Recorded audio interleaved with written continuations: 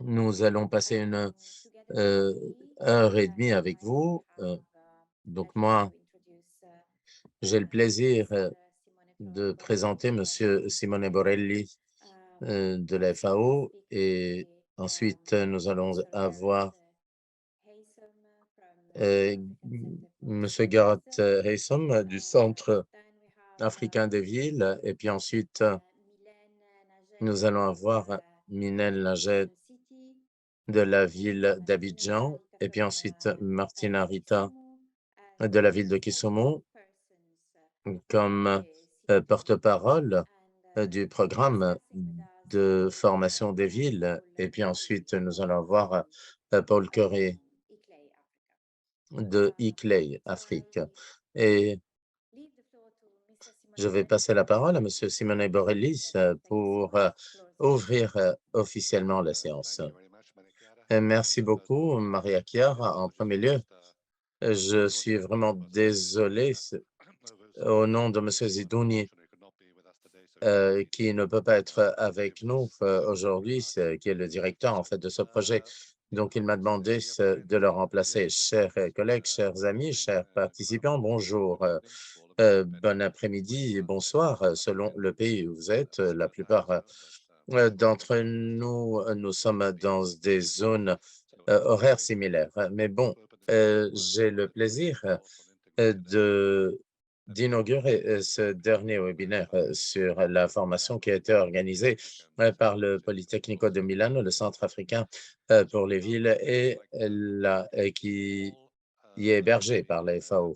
Donc, je voudrais remercier à toutes les personnes qui ont participé à ce cours pour leur participation active et leurs engagements dans les séances de formation qui ont commencé avant l'été de cette année. Toutes les suggestions et les recommandations qui ont été faites pendant toutes les séances étaient vraiment de très grande valeur et je pense qu'elles vont contribuer à la promotion du travail sur l'initiative des villes vertes dans les villes africaines. Je voudrais remercier à part Gareth de l'ECC, Madame Mylène Koudouan, de la direction du développement durable à Abidjan et Madame Martina Rita de la ville de Kizuma. Je voudrais les remercier pour s'être portés volontaires pour présenter les résultats de cette formation et pour partager en fait tous les succès que nous avons eus. Et je voudrais remercier Paul Karin de ICLEI Africa et qui va nous aider à mettre un peu de perspective pour ce qui est des résultats. Je voudrais remercier le Centre euh, africain des villes et les collègues à la FAO pour leur collaboration et pour ce succès. Et en novembre passé, la population mondiale a dépassé 8 milliards d'habitants en 2023, selon UNDESA, le département des affaires économiques et sociales des Nations Unies. 57% de la population va être une population urbaine. Et de ces 57% de personnes, ces 57% consomment 78% des aliments, 80% de l'énergie et génèrent 70% des déchets. Et donc, aussi, elle génère 77% des émissions de gaz. En Afrique, d'ici 2050, les zones urbaines vont recevoir 950 millions de personnes en plus. Donc, les choses sont en train de changer très vite. Il y a une urbanisation galopante qui devrait être gérée d'une façon intelligente et novatrice. Les villes doivent être plus efficaces dans la façon dont elles produisent et consomment les aliments, utilisent l'énergie, comment elles utilisent les territoires. Et ce qui est important aussi, il faut aussi donner une importance au bien-être et à la santé des personnes. Donc, les défis devant les planificateurs pour créer des cadres et des stratégies sont vraiment euh, importants. C'est pour cela qu'il faut identifier les risques et trouver les solutions adaptées. Bien sûr, les villes non seulement génèrent des problèmes, sinon qu'elles peuvent aussi offrir des solutions. Les gouvernements locaux peuvent aider les personnes qui vivent dans les villes et autour d'elles d'avoir accès à une alimentation durable à des espaces verts et en réduisant aussi les déchets. Ils peuvent vraiment gérer les efficacités dans les services. Moins de territoire, moins d'eau, moins de déchets, plus de culture et plus de sécurité, plus d'espaces verts. Et c'est pour cela que dans la 75e Assemblée générale des Nations unies, nous avons lancé le plan d'action des villes vertes. Cette initiative, en fait, de villes vertes veut maximiser les écosystèmes de services d'alimentation et de santé. Excusez-moi, j'étais un peu perdu dans ma lecture. Bon, donc, cette initiative des villes vertes a créé un programme d'action pour transformer les systèmes alimentaires et les espaces verts. Et ce programme de formation faisait partie, si vous voulez, ou peut-être il a été tenu en parallèle à ce plan d'action. Donc, pour aider les villes à avoir un meilleur accès à l'alimentation, à la nutrition et faire face au changement climatique aussi. Donc, la foresterie, l'aménagement urbain, la prévention des déchets urbains aussi sont certaines des solutions suggérées à Tananarive, à Madagascar. Ils ont un programme qui enseigne les enfants sur toutes ces techniques, mais aussi leur offre une alimentation vraiment saine. Et nous allons voir à Kakisumu, on aide les femmes vendeuses en leur offrant aussi un accès à des techniques, à une alimentation à Kigali aussi. Nous sommes en train de travailler sur la gestion des déchets. Donc, vous voyez, il y a beaucoup d'activités qui ont lieu dans d'autres pays, bien sûr, et la plupart des villes en Afrique doivent appliquer des actions innovatrices, intelligentes à long terme pour créer des villes plus durables et plus résilientes. Peut-être les acteurs les plus importants dans l'agenda de l'alimentation urbaine qui a aidé la FAO à aider les villes dans des publications sur les systèmes alimentaires intégrés et l'aménagement urbain intégré. Donc, l'initiative de la FAO et des villes vertes se centre sur le reverdissement des villes et ce programme de formation souhaitait aider les gouvernements locaux pour travailler sur l'agriculture, les systèmes alimentaires, l'aménagement urbain et faire en sorte que toutes les parties prenantes puissent participer en se basant sur les trois piliers économique, viabilité et société pour la durabilité de ces sujets. Donc, nous voulons améliorer la capacité pour répondre aux défis mondiaux, à la crise climatique et aux problèmes socio-économiques. Donc, après le programme de formation, l'initiative va faciliter le dialogue local pour transformer les systèmes alimentaires pour qu'ils deviennent une partie intégrante de la planification des villes. Nous souhaitons continuer à collaborer avec vous, avec toutes les villes qui sont avec nous aujourd'hui pour faire en sorte que vos villes soient des endroits sains et résilients pour vivre dans l'avenir. Merci beaucoup. Je vous passe la parole, Maria Chiara. Merci beaucoup. Simone aussi, et merci pour ces mots qui nous dressent un cadre de comment nous devons travailler dans les semaines et peut-être les années à venir. Gareth et moi, nous allons vous offrir certaines informations sur ce que ce programme a fait et surtout, nous allons parler de certains des résultats que nous avons atteints. Et ce webinaire, comme Simone l'a dit, était sur l'intégration entre l'aménagement urbain et les politiques de planification alimentaire. Et je ne peux pas commencer sans remercier en premier lieu toutes les villes qui ont participé à cette formation parce qu'elles ont montré un engagement très actif pendant l'atelier, pendant toutes les séances et nous avons travaillé aussi en ligne tout le temps et c'est un des changements, en fait, les plus importants que nous avons vus depuis la pandémie. C'est peut-être toute cette séance de formation a été faite à travers cette perspective de changement. Et comme nous étions en ligne,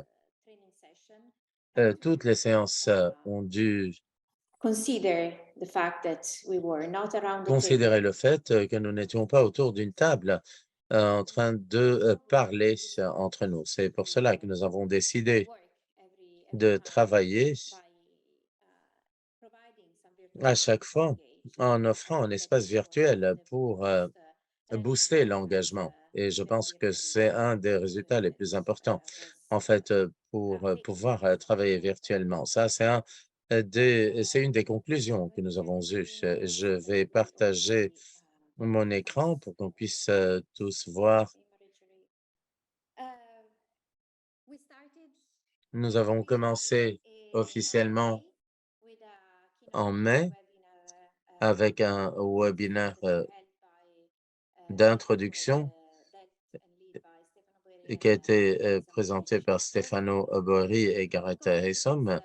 Et j'étais là et bien sûr, les FAO, réunions entre nous, ACC, and our FAO, partners as ACC et nous, organizers comme went organisateurs, ont very commencé avant. Et donc, fruitful discussion vraiment, surrounding nous avons eu des collaboration débats among très institutions fructueux in order et la to collaboration entre les institutions était vraiment très importante. C'est pour cela que je voudrais remercier le Centre africain des villes et la FAO journey. pour vraiment leur It was a collaboration very pendant ce approach parcours. Et throughout the whole training program donc, was l'approche pendant tout le really a programme collaborative approach. était vraiment une approche And this collaborative. collaboration Et cette comes collaboration a été definitely from the need assessment period, était basée après the idea la réunion que nous avons um, élaborée sur les besoins. Et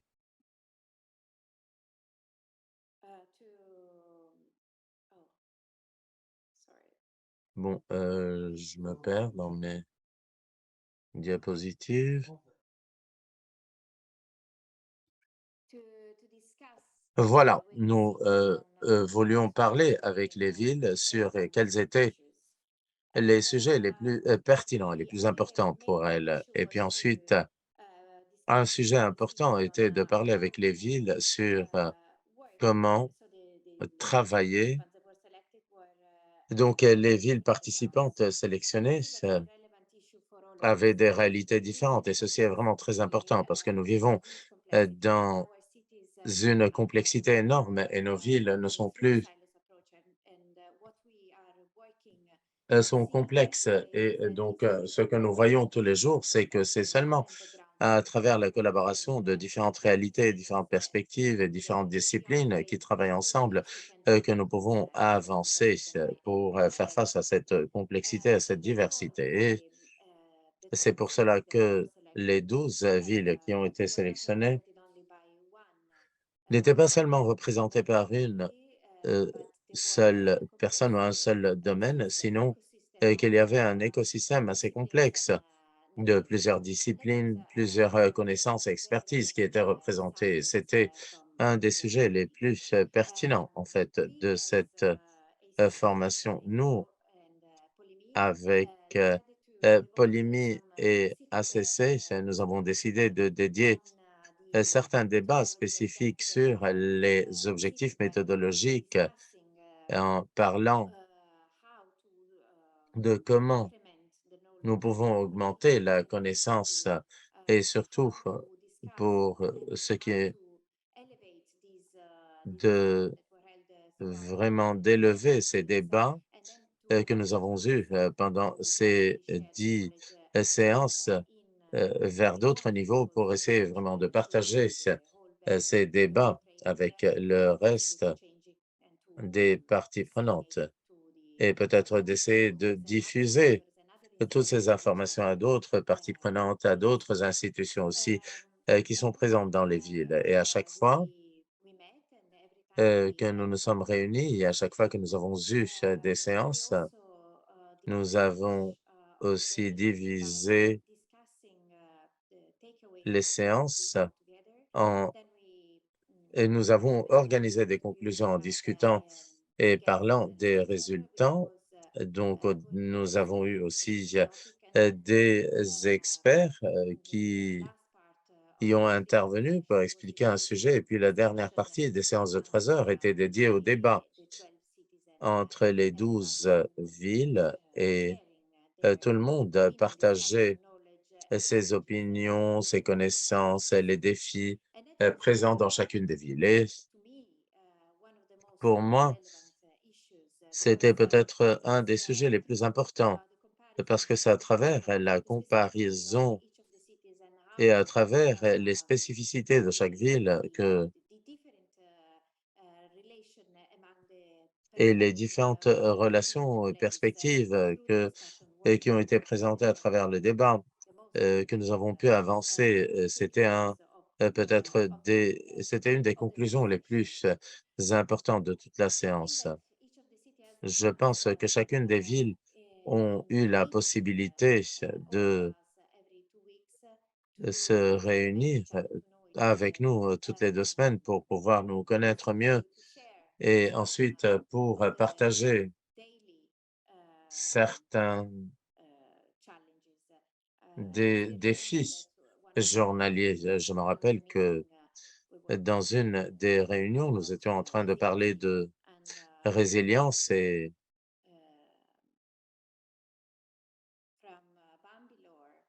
de Bambilor.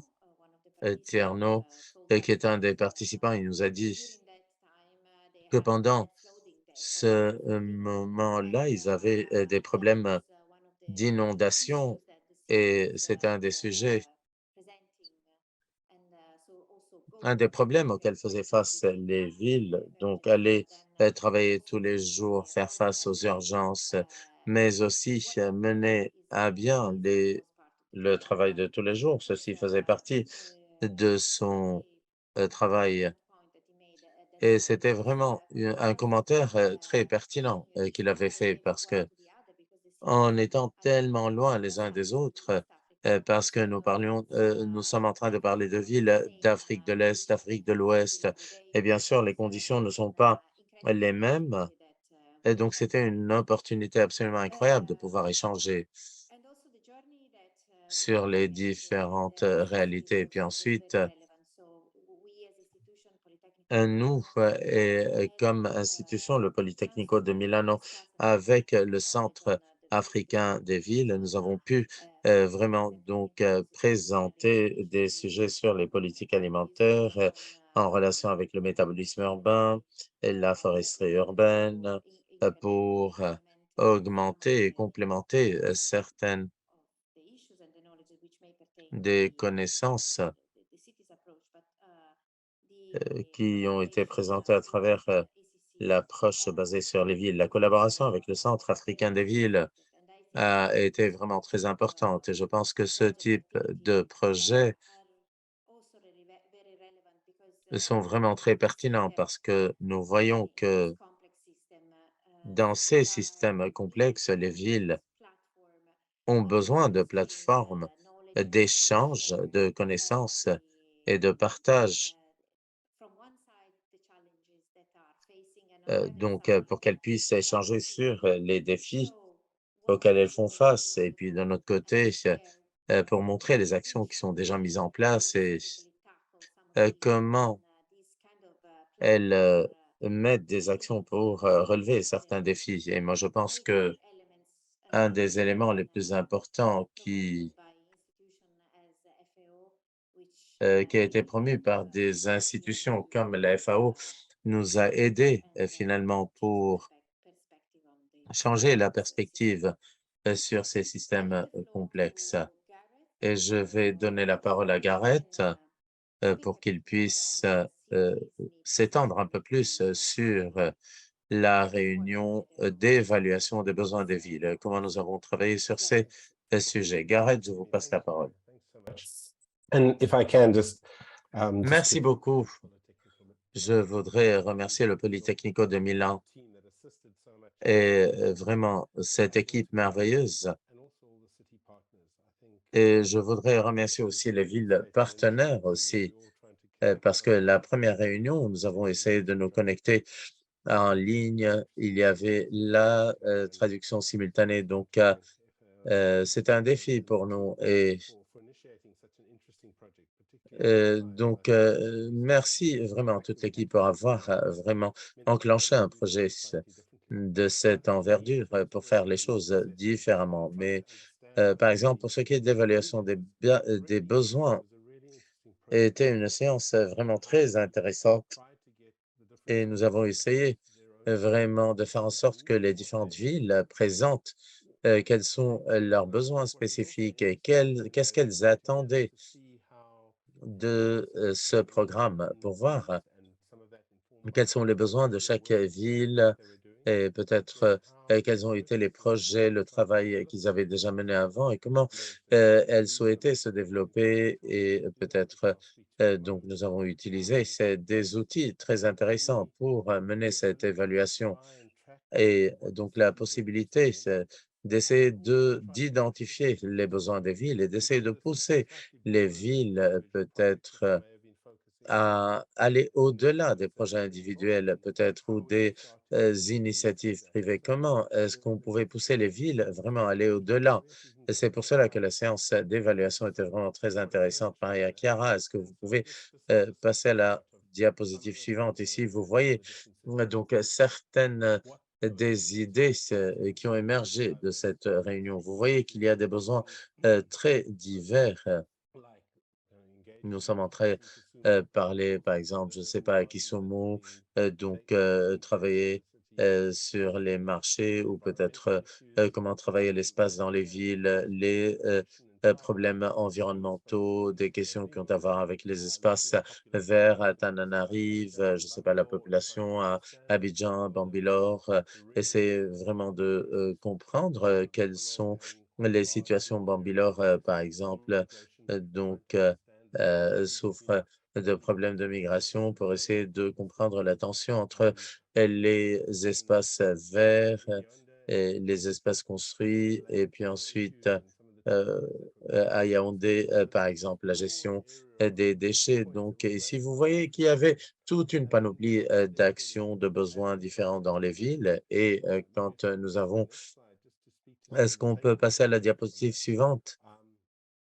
Voilà, quelles ont été les conclusions, les résultats que nous avons atteints? Nous avons utilisé un tableau qui s'appelle le Jamboard pour que les villes puissent partager leurs informations et pour voir comment nous pouvions structurer les différentes présentations et les interventions que nous préparions. Ceci nous a permis, à travers ces conversations, comme facilitateurs, si vous voulez, donc de comprendre qui seraient les meilleurs présentateurs pour parler au nom des villes et pour nous donner des informations qui pouvaient répondre donc au sujet que nous avions présenté, le Jamboard.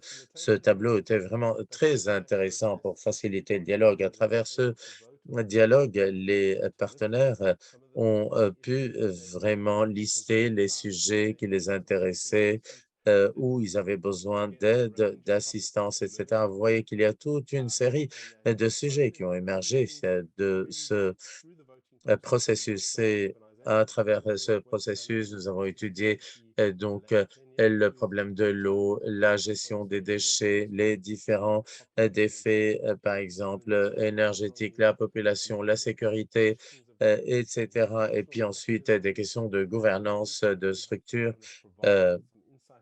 gouvernementale. Et nous avons essayé vraiment de comprendre tous les problèmes, par exemple, d'inégalité sociale, pauvreté, et puis ensuite, comment nous avons vu quand Maria était en train de parler, donc nous avions un panel d'experts sur la durabilité, sur la sécurité alimentaire pour comprendre leurs perspectives, quels sont les processus dont on a besoin et donc l'éducation, d'autres aspects.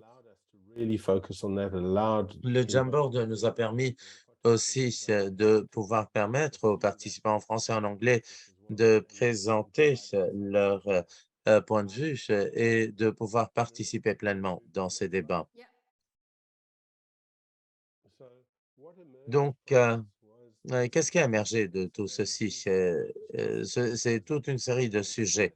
Et donc, ce sont les 6 interventions spécifiques que nous avons offertes. Nous avons donné donc une idée sur l'urbanisme, l'urbanisation, et donc la nature des villes en croissance et comment fonctionnent ces processus, l'absence de données aussi et la croissance quand elle a lieu beaucoup plus rapidement que les recensements. Donc, comment recueillir les données et puis commencer à penser non seulement la planification des villes en croissance, mais aussi la planification alimentaire pour ces villes. Et puis ensuite, il y a une séance sur le lien entre le territoire, l'eau, l'énergie et l'alimentation et leur relation avec le territoire. Donc, des questions de gouvernance, comment faire en sorte de prendre en compte tous ces sujets-là. Donc, par exemple, comment est-ce que nous pouvons travailler avec d'autres institutions gouvernementales qui gèrent l'eau, par exemple, ou l'énergie.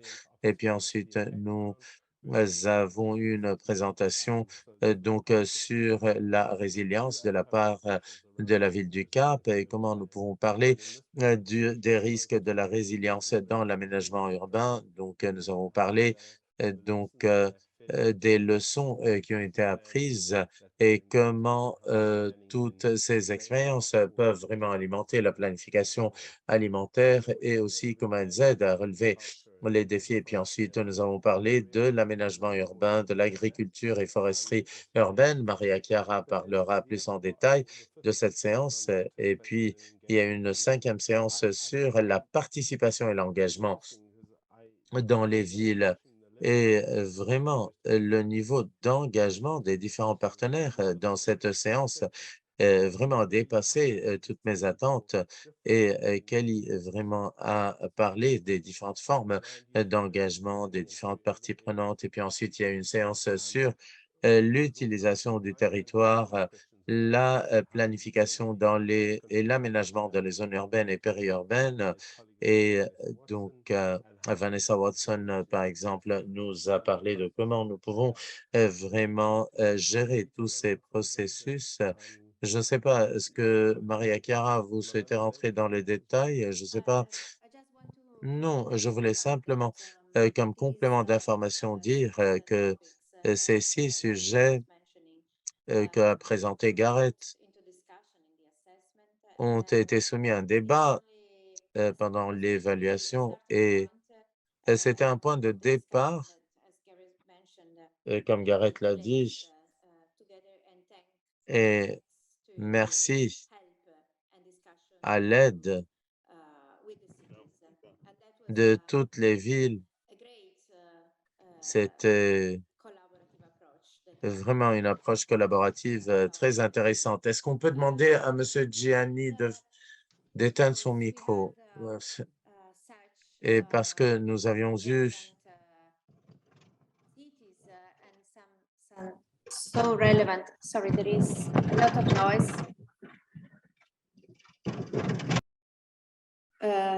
There was so donc, high level of engagement il y avait aussi un niveau d'engagement vraiment très important de la part des villes et nous avons pu vraiment parler des résultats de ces activités de formation avec les villes among et the trainees and participants to the de la discussion. part des participants à cette formation. Nous avons deux vraiment grands collègues, Mylène Nadège Coutuan, qui est la direction de l'environnement du développement durable au district autonome d'Abidjan, et ensuite Martina Brita de la ville de Kouzoumo, qui est spécialiste en aménagement urbain. Les deux se sont portés volontaires pour nous expliquer et nous parler de quels étaient les résultats, les conclusions euh, qui sont ressorties de ces 6 séances de formation. Je vais leur donner la parole et je souhaite les remercier pour leur effort. Euh, Mylène, je vous passe la parole et merci beaucoup d'avoir accepté de nous aider.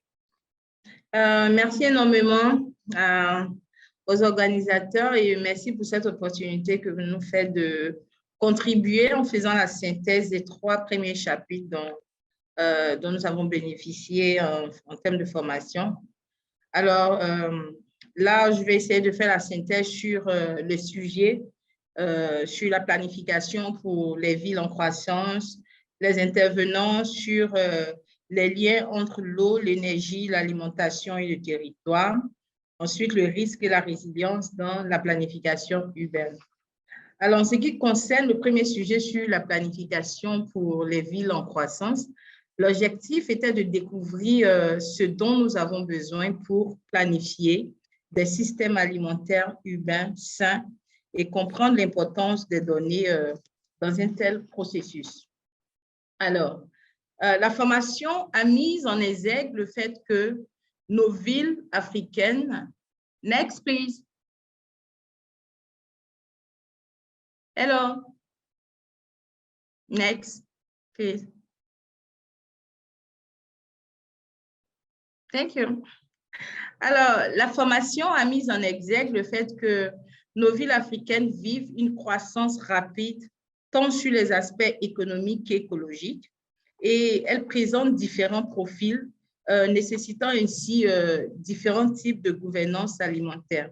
Nous savons également que les villes ont toujours été des lieux d'expérimentation. Alors, pour cela, dans les prochaines décennies, la transition urbaine africaine sera importante pour les futures opportunités de développement sur le continent, d'où l'importance de collecter des données fiables. Et la formation a donc permis de ressortir le fait que, tant au niveau national qu'urbain, il y a des données qui existent, qui sont collectées puis vérifiées par des agences nationales de statistiques. Mais l'un des principaux défis pour collecter ces données à l'échelle urbaine est la présence de différences entre les objectifs de développement durable qui sont définis. Pour terminer cette première partie sur la planification pour les villes en croissance, il a été souligné qu'il n'y a pas de hiérarchie entre les composants de la sécurité alimentaire. Elles sont toutes interconnectées au même niveau. Next, please.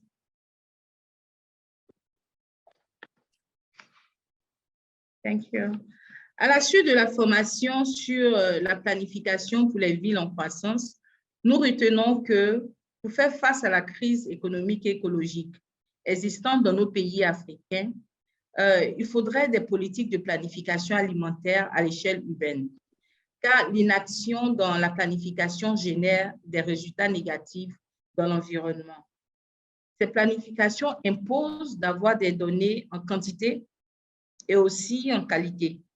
Ces données doivent tenir compte de la délimitation territoriale, tenir compte également du processus social qui se connecte aux données. Aussi, devons-nous interroger les sources de données, qui les a collectées par exemple, qui les a financées, etc. Next, please. Nous retenons que certaines villes ont accès aux données de base, mais cela ne semble pas fiable. Il y a quelques difficultés concernant le protocole pour obtenir des données collectées. Par exemple, nous avons des institutions étrangères qui viennent dans nos communautés prélever des données, mais lorsque ces institutions répartent, ces institutions ne laissent pas les données aux responsables des villes, alors que ces communautés sont censées être les premiers, on va dire, les premiers propriétaires de ces données, peu importe qui vient les rélever. Alors là, nous passons au deuxième sujet. Nous passons maintenant au deuxième sujet qui traite du nexus entre l'eau, l'énergie, l'alimentation et le territoire. Ce sujet nous a permis de comprendre et envisager efficacement un développement territorial intégré, durable, sensible au nexus eau, énergie, alimentation et territoire. Next. Is next. Thank you. No. Next slide. Thank you. Ce sujet, la formation a mis en exergue ici l'importance de comprendre le lien entre la sécurité alimentaire, hydrique et énergétique, mais aussi leurs principaux défis et opportunités pour le développement durable. Nous avons donc vu les différentes interactions existantes entre l'eau et la nourriture, puis la nourriture et l'énergie, et enfin, l'interaction entre l'eau et l'énergie. Alors, pour parler de la première interaction, l'eau et la nourriture, nous notons que l'eau est la clé de voûte de toute la chaîne d'approvisionnement agroalimentaire. De même, l'intensification agricole a aussi un impact sur la qualité de l'eau. Parlons de l'interaction nourriture et énergie. Notons que l'énergie est un apport essentiel tout au long de la chaîne d'approvisionnement agroalimentaire. Et enfin, l'interaction eau et énergie. Nous savons tous que l'eau joue un rôle clé dans la production d'énergie. Inversement, il faut de l'énergie aussi pour traiter et distribuer de l'eau. Par exemple, traiter les eaux usées, etc. Next, please. Next slide. Thank you. À la suite de cette formation, nous retenons que l'eau, l'énergie, l'agriculture et les écosystèmes naturels sont étroitement liés, d'où la nécessité d'une connaissance approfondie du territoire grâce à des données géoréférencées, ce qui permettra de valoriser les ressources primaires existantes, en faisant bien évidemment le lien entre la zone rurale et la zone urbaine. En effet, une planification efficace nécessite une gouvernance à plusieurs niveaux, ce qui signifie l'implication de toutes les parties prenantes. Il y a des avantages transsectoriels de l'approche Nexus entre l'eau, l'énergie, l'alimentation.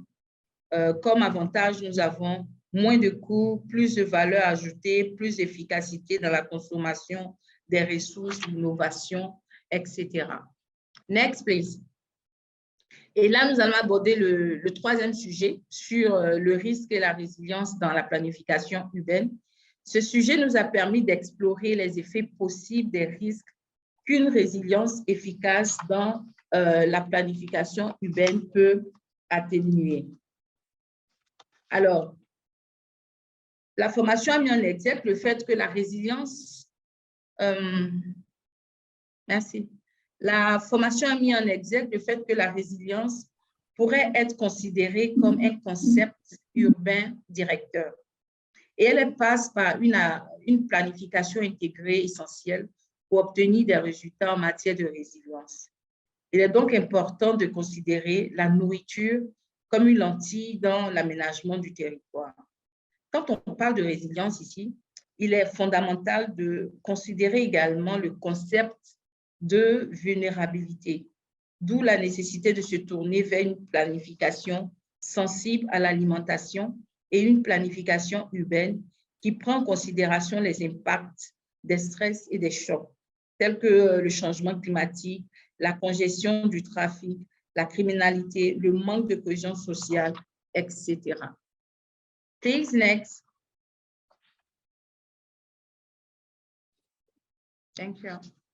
Nous retenons de cette formation qu'il est important de renforcer la relation entre le milieu universitaire et le milieu politique.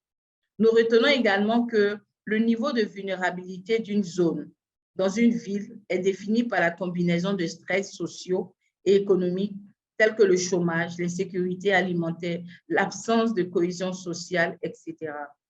Il est donc possible de tester différents scénarios basés sur des chocs spécifiques qui peuvent survenir, par exemple des inondations, des vagues de chaleur, etc. Et de voir le niveau de résilience et de comprendre ce qui se passe et anticiper sur ce que nous pouvons faire en préparation. Par exemple, avec la COVID que nous avons tous connue, en regardant l'étude de cas du CAP, le rôle des commerçants informels, des ONG et du gouvernement dans l'approvisionnement alimentaire était devenu fondamental. En effet, la planification sensible aux aliments est une approche de planification pour l'avenir qui aspire à des risques, qui aspire à des circonstances optimales pour la production, la distribution, l'accès équitable et la jouissance de la nourriture. Ainsi, la planification de la conception peut influencer les comportements alimentaires. En somme, le rôle des villes dans le développement et la gestion des risques est crucial. Il est important de travailler à la création d'un réseau de villes pour collaborer et agir dans l'écosystème plus global, d'où l'importance des réseaux sociaux. Merci. Thank you, I've done.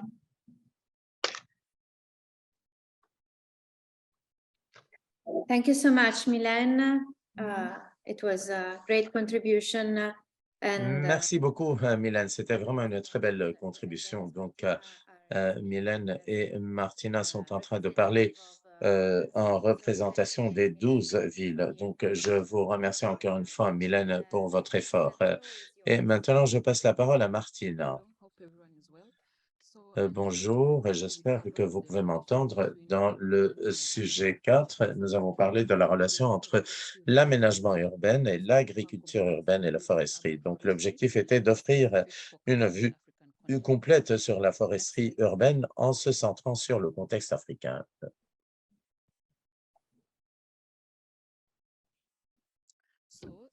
Donc,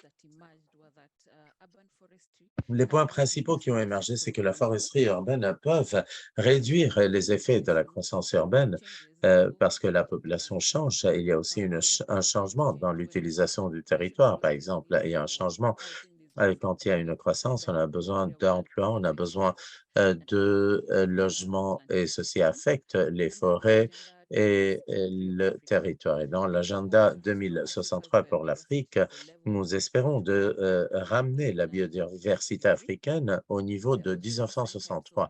Il y a aussi différents types de foresterie urbaine qui incluent les forêts urbaines et périurbaines, les parcs, les squares, les arbres dans les villes et puis les zones vertes autour des rivières. Il n'est pas possible de définir une façon unique pour vraiment travailler la foresterie urbaine parce que les villes ont différents objectifs et caractéristiques. L'objectif d'une ville pourrait être différent.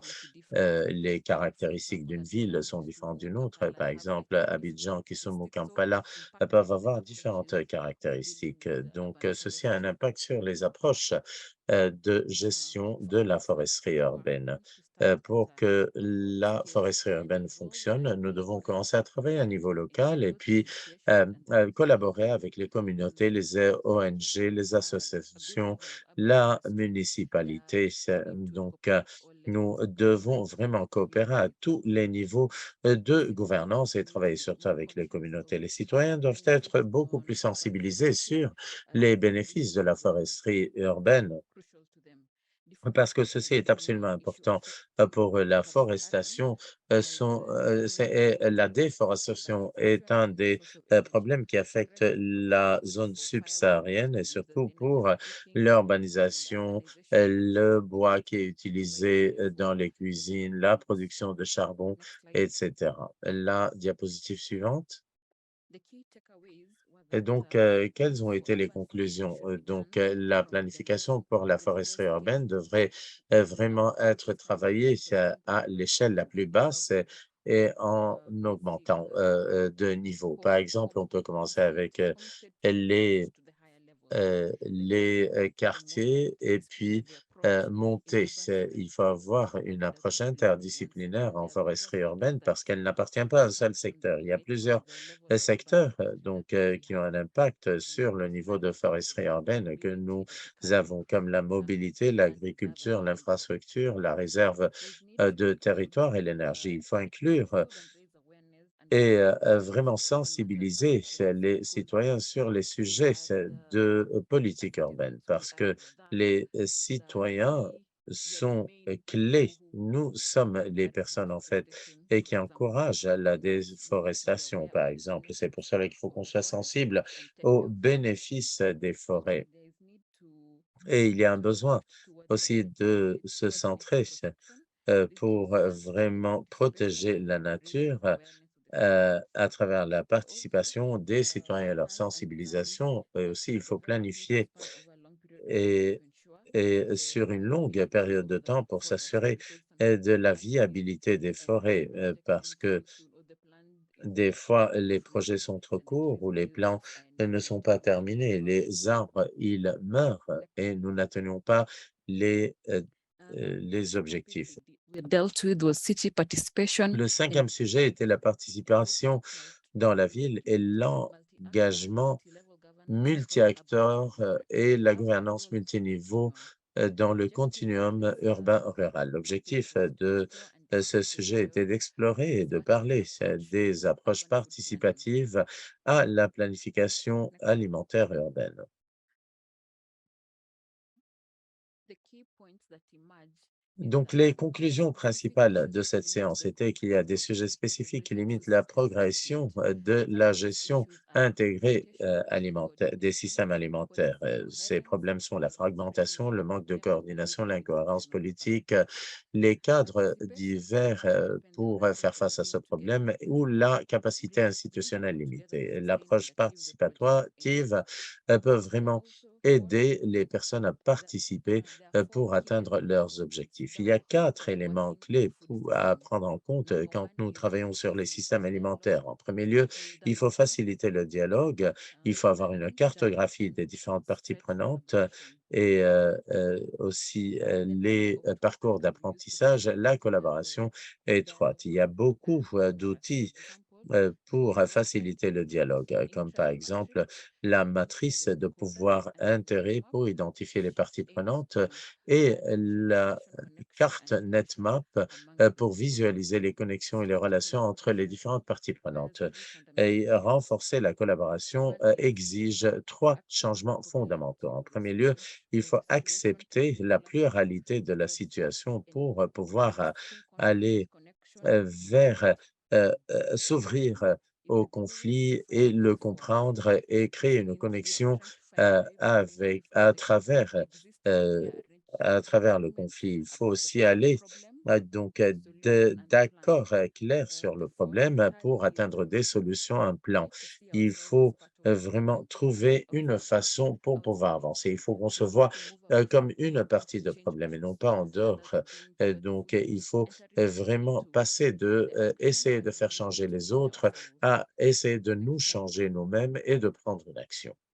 the key takeaways Et donc, were there's need to facilitate les conclusions les plus importantes, il faut faciliter le dialogue à travers des processus et des activités pour renforcer le dialogue, la réflexion, l'apprentissage à travers la réflexion pour recadrer les problèmes et essayer de trouver des solutions qui sont co-créées entre tout le monde. Et aussi, plus il y a un potentiel de collaboration, plus nous pouvons comprendre mieux la situation et plus nous pouvons avoir une meilleure participation et un meilleur résultat. Donc, le sixième sujet était sur l'aménagement urbain dans les zones urbaines et périurbaines. Donc, il fallait parler de la durabilité et de la planification pour les villes et les communautés à travers le concept de métabolisme urbain. Donc, qu'est-ce que cela veut dire? Quels sont les éléments clés, les défis et comment fonctionne ce modèle?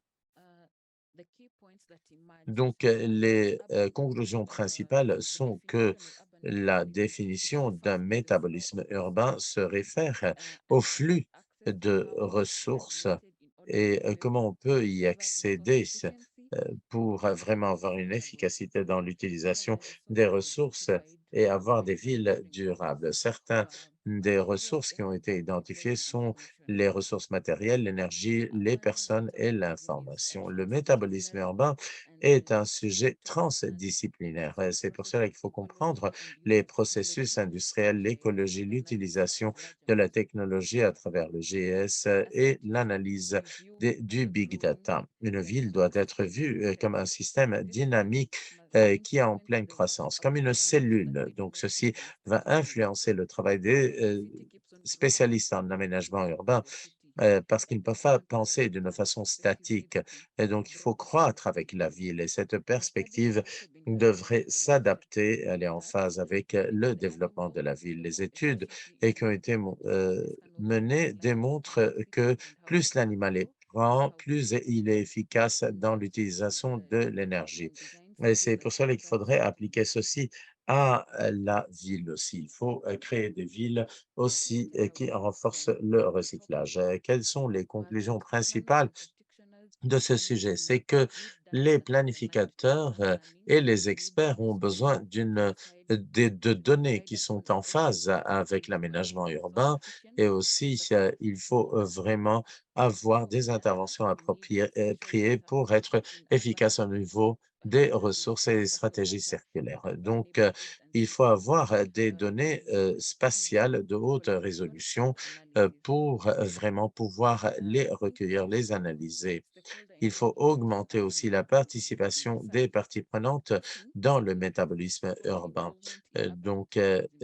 Ceci augmente aussi la participation de ces parties prenantes et qui va améliorer la disponibilité et l'accès aux données urbaines et ceci va permettre d'identifier les besoins de la planification urbaine et va offrir aux experts des outils pour atteindre leurs objectifs. Et la forme et la fonction urbaine influencent les flux de ressources et ils ont un impact sur le long terme aussi. Il y a une attention qui est concentrée sur comment les villes euh, vont puiser leurs ressources en oubliant les zones rurales. Il est absolument crucial de trouver des synergies, une harmonie entre les zones rurales et les zones urbaines. Voilà, j'ai terminé. Merci beaucoup. Merci.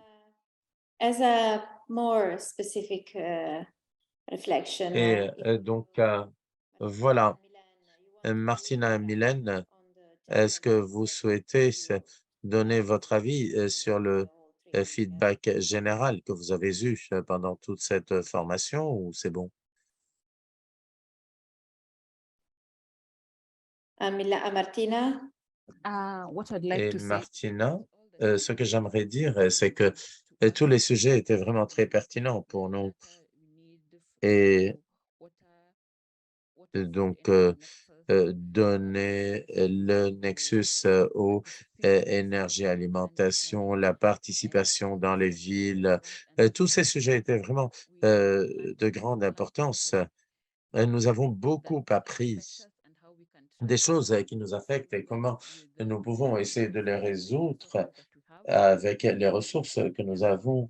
Voilà, moi je pense que je peux dire que la formation a été vraiment très positive et nous avons beaucoup appris pour aider les citoyens qui sont nôtres.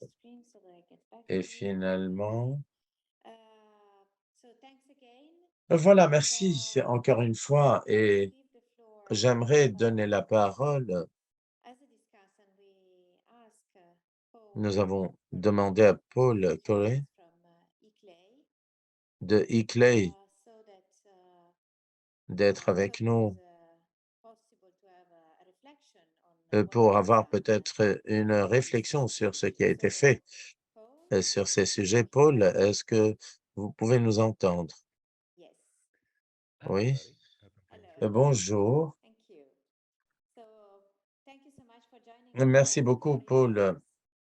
Je vous passe la parole. C'était vraiment très intéressant. J'ai Je suis très intéressé par lire les diapositives plus en profondeur. Ce que j'ai lu, ce sont des recommandations très pratiques. Je pense que beaucoup de personnes peuvent apprendre des, euh, de ces recommandations. Et juste pour réfléchir sur ce que j'ai entendu et rebondir sur ce qui a été dit par les villes, ce matin, donc, j'ai je pensais qu'il y avait une fragmentation de départements, de différents acteurs, tous qui contribuent à la sécurité alimentaire, à la nutrition et à la gestion en général. Donc, vraiment, ce qui fait en sorte que le problème soit vraiment très complexe. Et pour répondre à cette complexité, moi, je pense que c'est l'intégration. Donc, ce que nous avons vu ici, c'est qu'il faut pratiquer cette forme d'intégration. Donc, certaines des idées,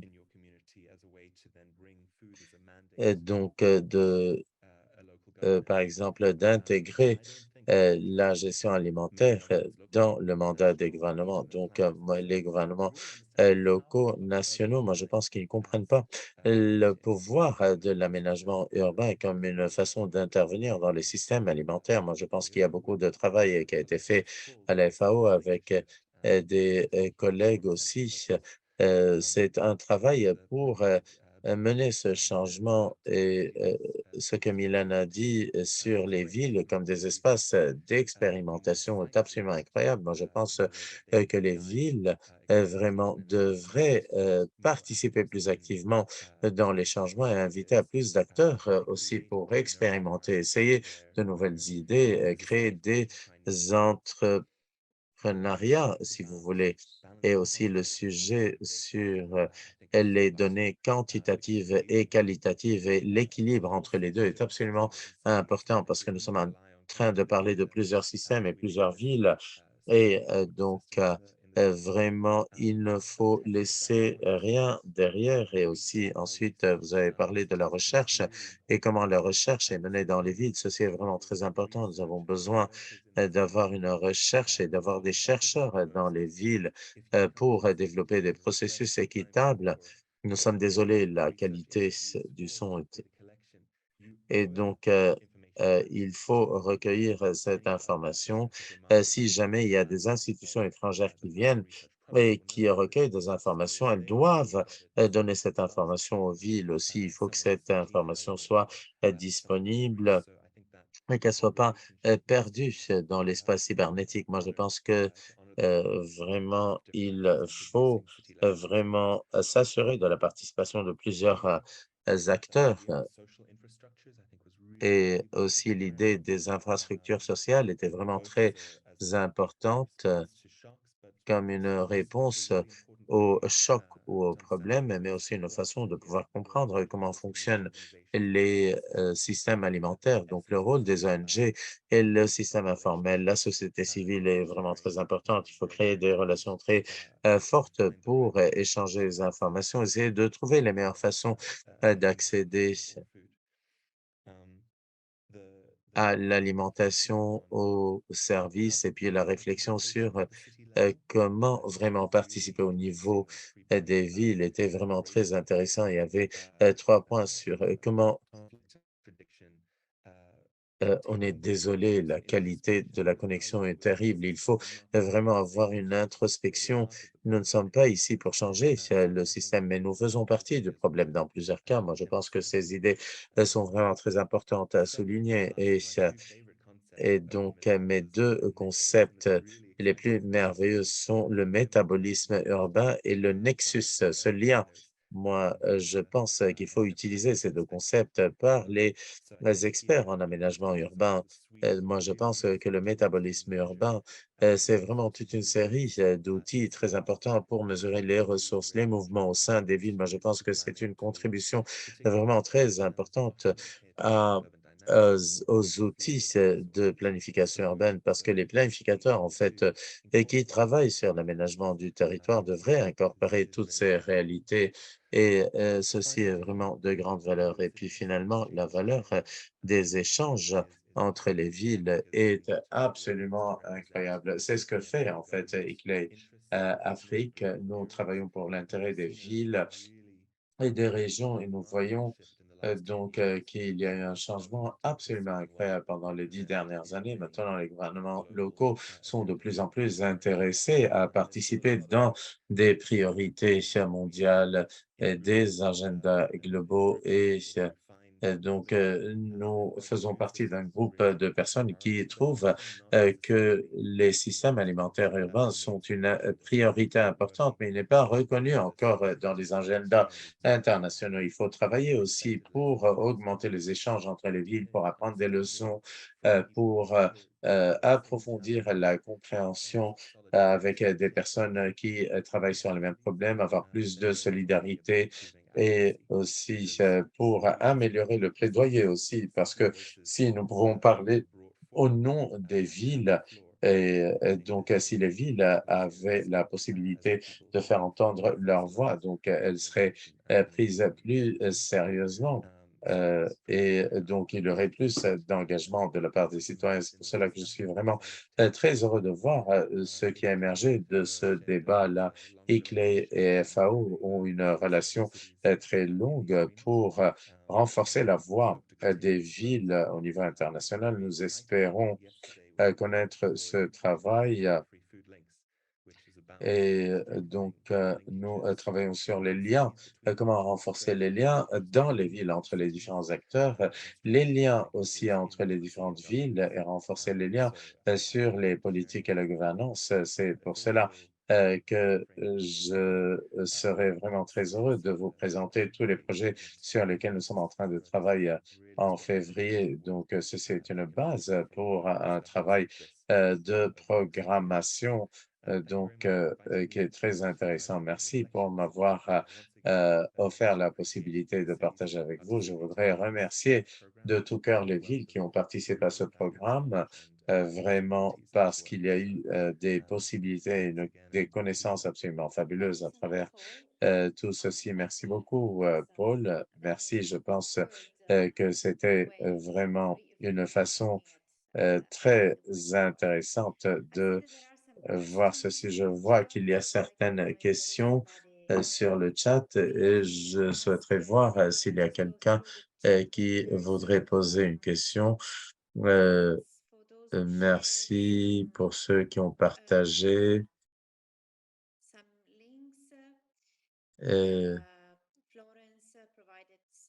Florence donc nous a donné des informations. Il y a une question sur l'allocation des budgets, comment donc les municipalités gèrent les fonds pour s'assurer que je ne sais pas si Mylène et Martina ou quelqu'un du groupe souhaiterait vraiment répondre. Je ne sais pas, Gareth, Ali ou Corinna, peut-être vous pouvez répondre à ces questions.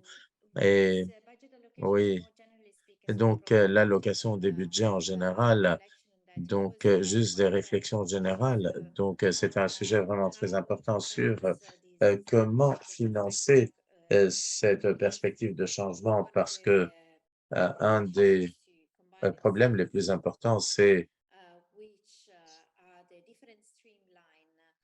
comprendre quels sont les différents flux de financement qui proviennent des ministères, des municipalités, des différents niveaux de gouvernement. Donc, comment allouer et comment trouver des budgets spécifiques pour ces différents sujets qui peut-être n'appartiennent pas à un seul sujet, mais à une combinaison de différentes perspectives. C'était un des sujets qui nous a occupés pendant nos débats. Et je ne sais pas s'il y a quelqu'un d'autre qui souhaiterait aussi prendre la parole pour un complément. Je ne sais pas, Gareth, est-ce que vous souhaitez rajouter quelque chose? Merci. Moi, je pense que ce qui est intéressant de ce cadrage de travail, ce n'est pas le travail seulement avec les ONG, mais comment dans tout notre travail qu'avec les villes africaines, il n'y a pas seulement le problème du budget, mais des fois les gouvernements nationaux, ils voient la sécurité alimentaire comme une partie de leur mandat. Donc voilà, une chose c'est le mandat, une autre chose c'est l'allocation fiscale. Donc un des changements que nous voyons, c'est que, et c'était intéressant dans ce cours, c'est que beaucoup de villes n'ont pas de budget pour la gestion alimentaire.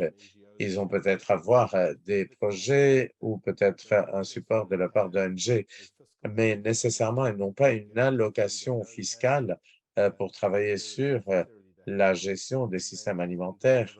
Elles n'ont même pas du personnel pour le faire. Et ce qui était intéressant, c'est la possibilité de connecter avec les responsables de planification, d'éducation, de services sociaux, et voir comment tous ces acteurs, comme ayant un mandat sur l'alimentation et pour qu'elles puissent participer aussi dans la gestion alimentaire et comprendre ce métabolisme.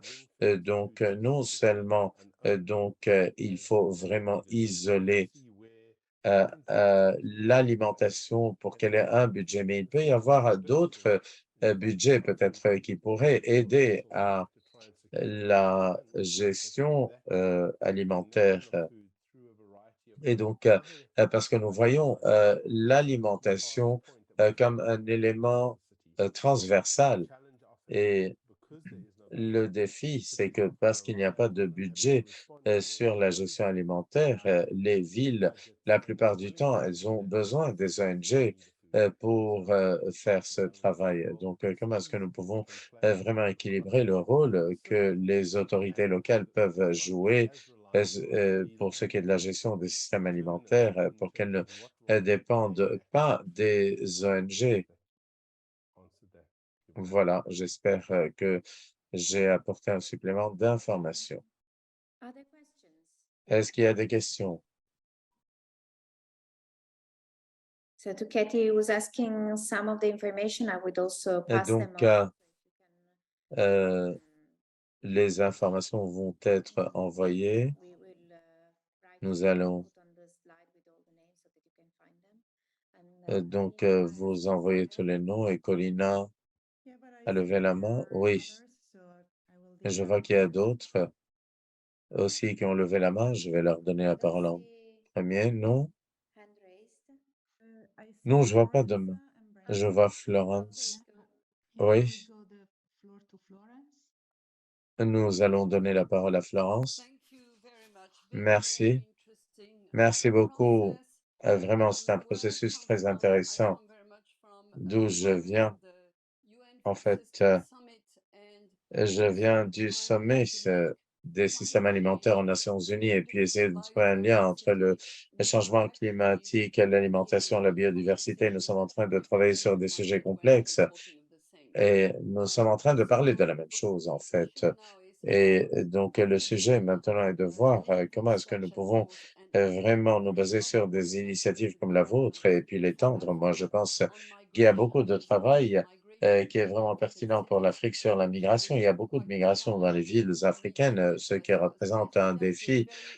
Et je vois donc que c'est un premier pas vraiment très important. J'ai travaillé pendant les dernières années avec ONU Habitat et il est vraiment très important aussi de vraiment avoir une vue très importante sur toutes les personnes qui travaillent et il faut reconnaître que toutes ces personnes-là sont en train de travailler dans la même direction, qu'elles peuvent faire mieux si jamais elles pouvaient explorer des possibilités de synergie avec les ressources existantes et ce serait une façon de faire en sorte que tout le système fonctionne mieux. Donc, les villes, les petites villes et les villes intermédiaires pour jouer un rôle vraiment très important si elles veulent avoir un développement durable et surtout pour ce qui est des sujets transfrontaliers quand nous travaillons aussi entre les gouvernements. Merci. Gareth, you want to add first and Merci, then Gareth. Milan? Est-ce que vous voulez rajouter quelque chose ou c'est bon? Ali, Ali, je ne sais pas. just that I see Gareth first. No problem. No, I left my camera on. No, carry on, Maria. Allez-y, Maria. Donc, It is a complicated matter on whether we ce sujet est compliqué well, sur I si haven't mentioned Martina je n'ai and pas Milan, mentionné en but fait it's Martina et Mylène. if you want Je ne to sais pas si vous voulez dire quelque chose ou c'est bon. Milan, if you want to Martina, Mylène, est-ce Euh, que Peut-être une petite conclusion pour moi. Si je peux contribuer encore. Yes, yes, OK. please. OK. Donc, ma contribution concernant la question précédente sur les budgets et tout, c'est un peu dans le même sens que Gareth. C'est vrai que nos villes africaines ici, on n'a pas de budget pour les questions d'alimentation, agriculture, changement climatique et tout. Alors, moi, je pense que ce qu'on pourrait faire en tant qu'Africains, c'est déjà penser à définir des plans alimentaires de territoire ou des plans agricoles de territoire, des choses qui manquent déjà ici, chez nous en Afrique, nos villes. On n'a pas assez, surtout nous, à Abidjan, ici, où nous sommes une zone où la zone urbaine domine et la zone rurale est en train de disparaître également. Donc, déjà définir pour sécuriser déjà des actions, définir des actions claires pour ce qu'on veut faire. Et peut-être qu'en définissant ces plans alimentaires de territoire, déjà, ça rejoint une partie de ce qu'on a fait dans la formation, c'est-à-dire définir un cadre multi-acteurs, multi-secteurs, on pourra définir le rôle de chacun. En ce moment, quand les rôles sont bien définis, on sait exactement quelle pourrait être la contribution de chaque personne pour pouvoir atteindre ces objectifs de sécurité alimentaire et agriculture dans nos villes, par exemple. Et à partir de ces actions bien définies, on pourrait se faire soutenir par des institutions sur le plan international pour la rédaction de projets solides qu'on pourrait soumettre pour obtenir des fonds pour l'implémentation, la mise en œuvre de ces actions que nous aurons définies. Et pour avoir participé, j'ai participé récemment là, à la semaine de l'écologie, de l'agroécologie en France, et c'était vraiment mis en exergue les villes africaines qui ont réussi à rédiger des plans alimentaires du territoire n'étaient pas assez, c'était rare pour la plupart des villes. Et je pense qu'on doit de plus en plus faire cette promotion-là pour que les villes se tournent vers cet outil-là de planification. Merci.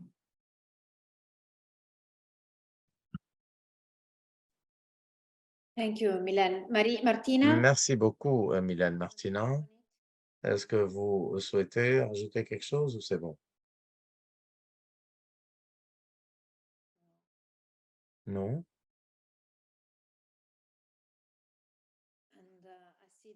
Et je vois que Florence aussi a envoyé un article sur les approches territoriales. En fait, c'était juste un document qui a été présent sur le site web. C'est une des conclusions dans le travail sur la préparation du sommet des Nations Unies. Merci. Moi,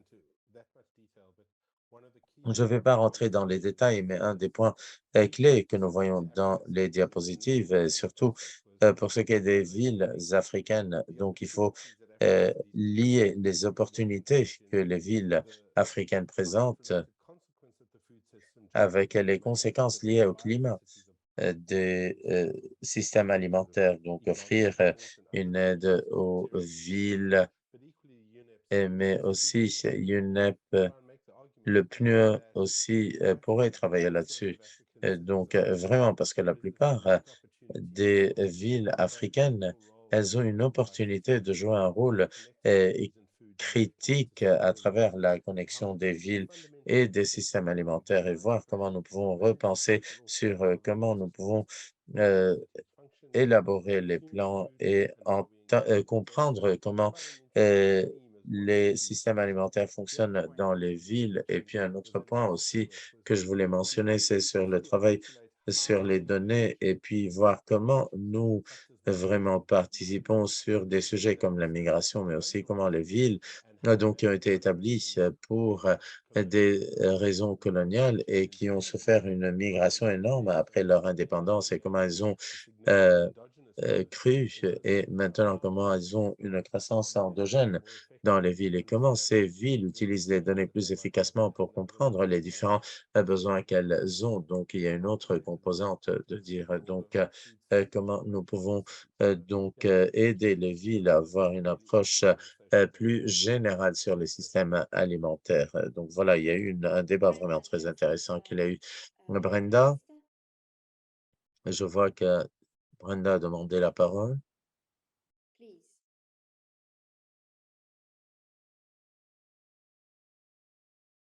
We cannot hear you. Nous ne pouvons pas vous entendre. Okay, I see the mic is open now. Can you talk?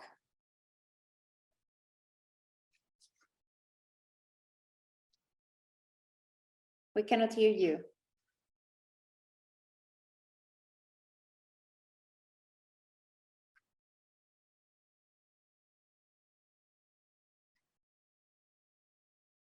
No.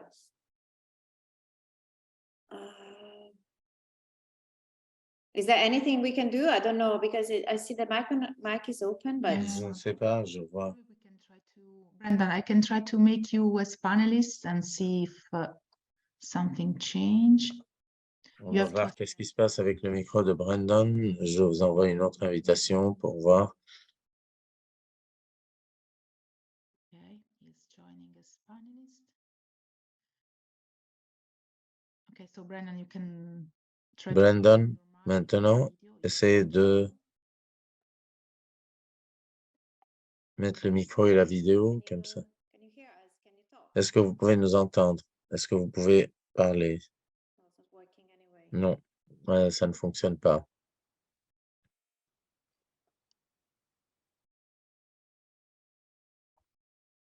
We cannot hear you, Brandon. I'm so sorry.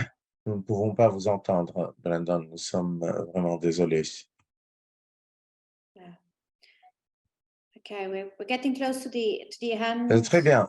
Nous atteignons la fin de notre séance. So just Simplement, hand it over avant to peut-être Simone de passer la parole à Guido, Simone or ou Gilles. Guido, ou Gilles peut-être, ou Cecilia. Pedro, you have your hand raised. Ah, Pedro, vous avez levé la main.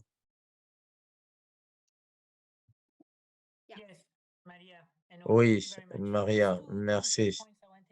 Juste deux petits points. Je vous appelle de Dhaka au Bangladesh où nous avons travaillé avec la création d'un agenda alimentaire et un plan alimentaire du territoire en nous centrant sur le rôle de des municipalités. Je voulais parler de deux éléments. Un, sur les données. La deuxième partie, c'est sur l'expérience. Comment, une fois qu'on a un agenda clair, comment est-ce que nous pouvons vraiment le mettre en œuvre avec deux ambitions. En premier lieu, répondre à nos limitations, nos faiblesses dans les systèmes urbains alimentaires et comment nous pouvons utiliser certaines projections pour vraiment comprendre ce contexte où, je ne sais pas, par exemple, le changement d'alimentation, etc. Donc, dans cette région, nous faisons face au même problème.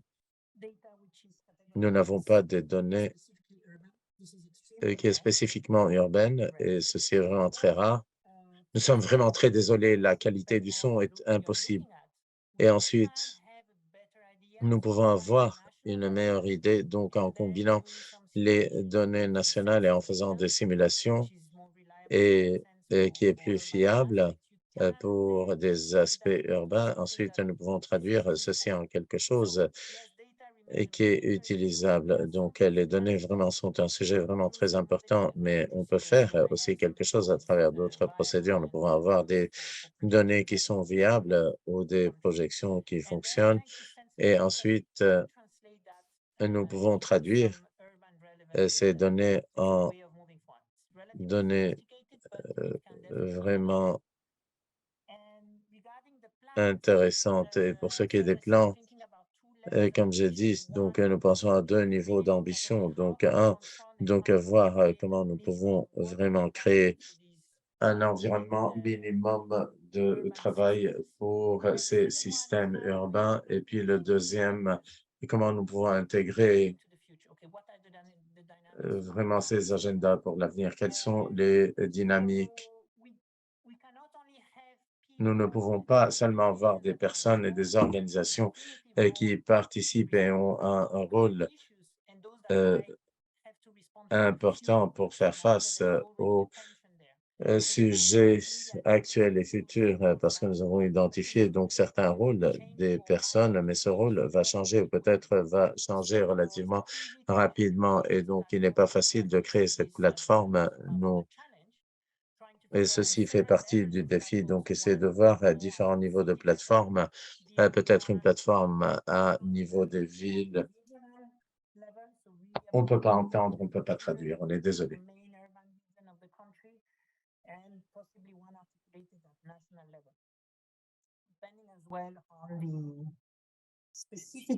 On est vraiment désolé, on ne peut pas traduire. C'est incompréhensible.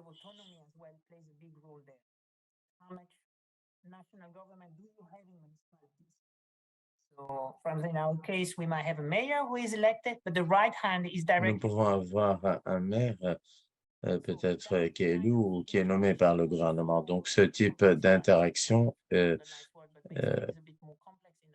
fait en sorte que les choses soient plus complexes, et donc des plateformes. Mais il y a beaucoup de choses qui sont faites, donc suivez ce que nous sommes en train de faire. Merci beaucoup pour avoir partagé ce que vous avez fait avec les 12 villes. Merci. Merci. Donc, je voudrais maintenant terminer parce que nous sommes un peu trop étendus. Je voudrais remercier donc les 12 villes et tous les participants aujourd'hui et les villes qui nous ont accompagnés pendant cette formation. Je voudrais remercier aussi Cecilia Marocchino de Saint-Gilles Martin, Simone Borelli de la FAO. Ce travail n'aurait pas été possible sans l'aide de Alessandra Tomasini, Corina Del Bianco, du Politecnico Gary Mason, Alison Pulker, Eliza Cirolio de ACC. Et merci aussi à la traduction absolument incroyable que nous avons eue, celle de Miguel. Miguel a vraiment joué un rôle très, très, très important, en particulier. Donc, et il y avait des francophones et des anglophones pendant cette formation. Vous avez fait en sorte que le débat soit possible. Je voudrais vous remercier vraiment pour ce beau travail. Et donc, encore une fois, merci à tous. Merci, Paul, pour être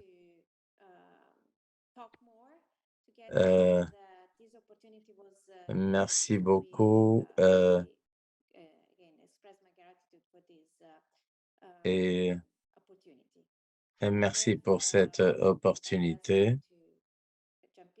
Je ne sais pas si quelqu'un souhaiterait prendre la parole, sinon nous avons terminé. Merci.